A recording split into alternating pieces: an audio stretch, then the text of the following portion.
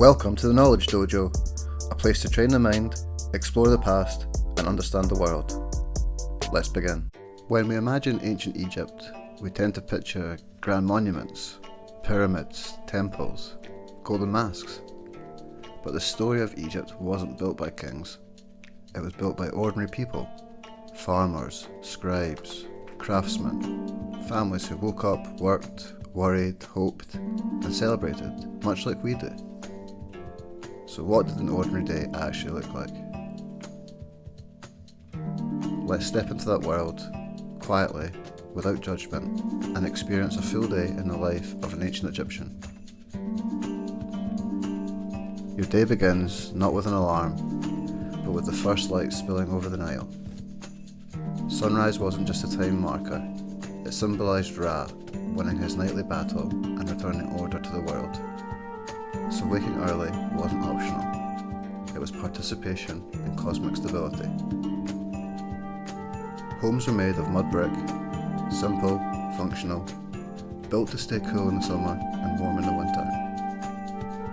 Many people slept on the flat roof during hotter months, catching what breeze they could. Mornings were practical. You washed using a bowl of cool water mixed with natron, a naturally occurring salt that doubled as soap and deodorizer.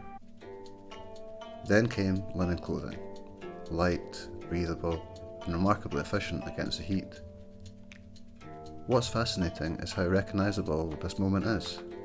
The quiet transitions of morning, the reset of the day, the small rituals that shape identity. Breakfast was humble but sustaining. Bread, coarse, filling, sometimes gritty with sand from stone milling. Beer, thick, nutritious, low in alcohol, considered safer than the plain water. They'd eat onions, dates, figs, all simple, local and reliable. We often underestimate how central bread and beer were to Egyptian life. They weren't treats, they were security, a predictable base from which everything else could be built. So before the day even began, the Egyptian household was already participating in a 4,000-year chain of agricultural routine. In a world without supermarkets, predictability mattered more than variety. After breakfast, the rhythm of the day diverged depending on your profession, and your profession depended heavily on where you were born. Let's move through 3 representative roles. First of all, you had farmers. For most Egyptians, the Nile dictated everything. Its flood, Akhet, planting season, Peret, and harvest season, Shimu, framed the year like a cosmic calendar. Working the land wasn't romantic, it was strategic. You monitored irrigation channels, repaired dikes, sowed grain, harvested with sickles, guided cattle pulling wooden ploughs. The day was long, hot and physical. But farmers weren't marginal, they were essential. The entire state functioned on their surplus. Taxes were paid in grain, temples, workers and even pharaohs relied on this production. Then you had craft workers, artisans. If you wandered into a workshop, you'd find a very different rhythm. Careful, deliberate, skilled. Potters shaping vessels by hand.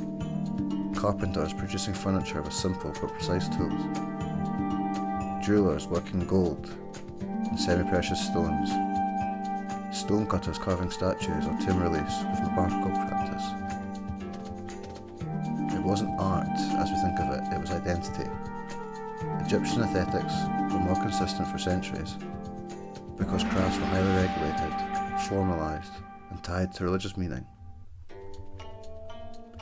Then you had scribes, a small, educated elite who could read and write hieroglyphs, hieratic and sometimes demotic. Their work wasn't glamorous, but it was powerful. They kept records, wrote letters, documented taxes, monitored the food distribution, and maintained the administration that kept the kingdom stable. To be a scribe was to be part of the human counterpart to Mat. Women's work. It's worth noting that women in Egypt held more autonomy than in many ancient cultures. They could run businesses, inherit property, initiate divorce, and manage finances. Day-to-day life reflected this: brewing beer, weaving linen, managing the household economy, caring for children, and sometimes running shops or estates. By midday, the heat was at its peak.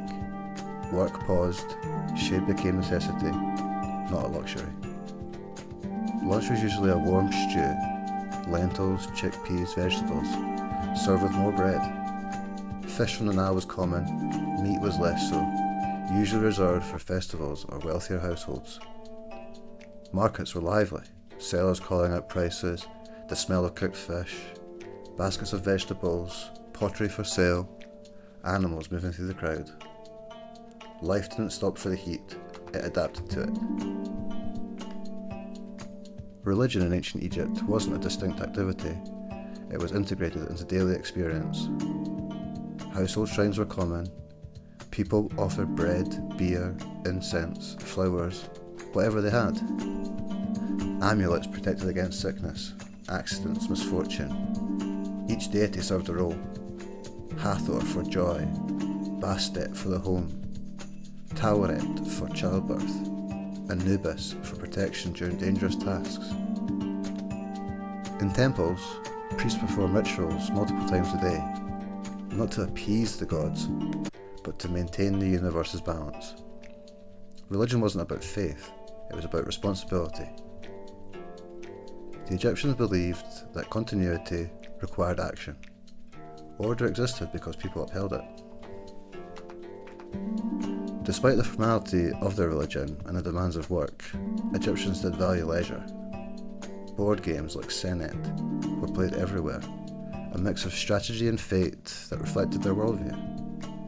Children played with carved toys, adults swam in the Nile, wrestled or played music. Festivals were major events, processions, dancing, food, beer, more music, and collective celebration that blurred the line between spiritual and social life. Egyptians weren't solemn, statue-like people. They enjoyed entertainment, beauty, humour, and company. Their world had routine, but it also had texture. Evenings were calmer, lamps would glow, food was prepared, families gathered. Dinner was often the largest meal. Stews, bread, vegetables, sometimes fish or duck. After eating, families told stories, moral tales, mythological episodes, accounts of their ancestors, or simply reflections of the day. As night settled, homes quietened. People slept early because the sun, not personal preference, structured the time. Before sleeping, many offered a final prayer, a moment of grounding before the cycle began again. A day in the life of an ancient Egyptian wasn't extraordinary in the moment, but in the long arc of history, it becomes extraordinary precisely because this continues. Work, family, food, belief, community, the same 5 anchors that structured our lives structured theirs. Yet everything was shaped by the Nile, the climate, and a worldview in which the universe required constant tending. What survives of Egypt, the art, the architecture, the texts, was made possible by days just like this. Ordinary moments, repeated across centuries, creating a civilization that still captures the world's imagination. If you've enjoyed this look into daily life, stay with the series. There's a lot more waiting beneath the sand. Thanks for watching. If you enjoyed this episode, there's plenty more coming.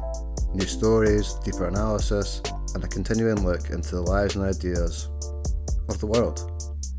If you want to follow the series as it grows, subscribe and turn on notifications.